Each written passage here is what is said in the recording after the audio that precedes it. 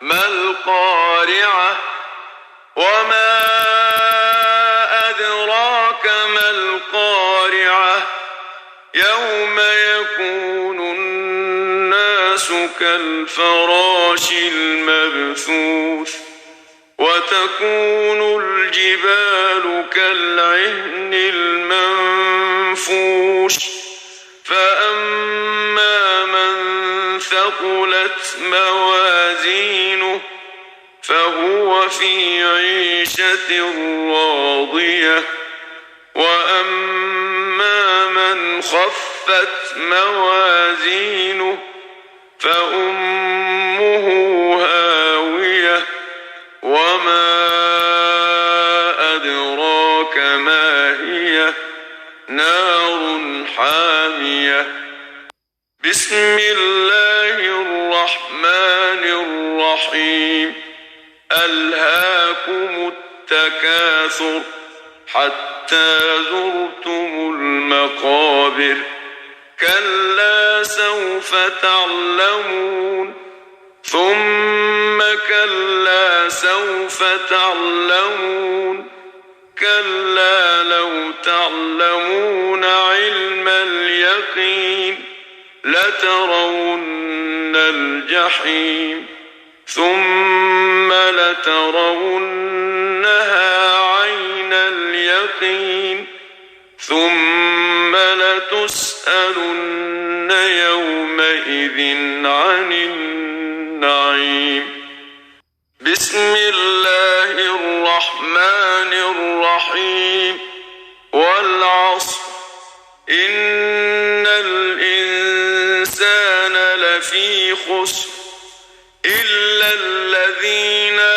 آمنوا وعملوا الصالحات وتواصوا بالحق وتواصوا بالصبر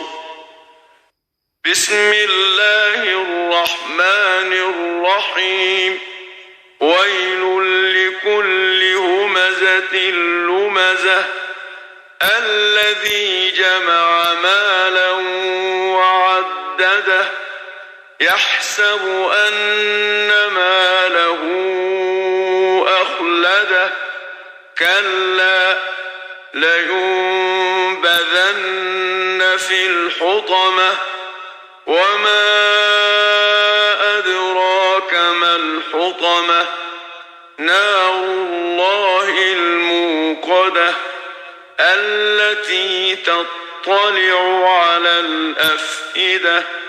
إنها عليهم مؤصدة في عمد ممددة بسم الله الرحمن الرحيم ألم تر كيف فعل ربك بأصحاب الفيل ألم يجعل كيدهم في تضليل وأرسل عليهم طيرا أبابيل ترميهم بحجارة من سجيل فجعلهم كعصف مأكول بسم الله الرحمن الرحيم لإيلاف قريش إيلافهم رحلة الشتاء والصيف فليعبدوا رب هذا البيت الذي أطعمهم من جوع وآمنهم من خوف بسم الله الرحمن الرحيم أرأيت الذي يكذب بالدين فذلك الذي يدع اليتيم ولا يحض على طعام المسكين فويل للمصلين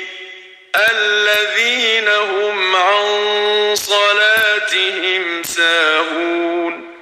الذين هم يراءون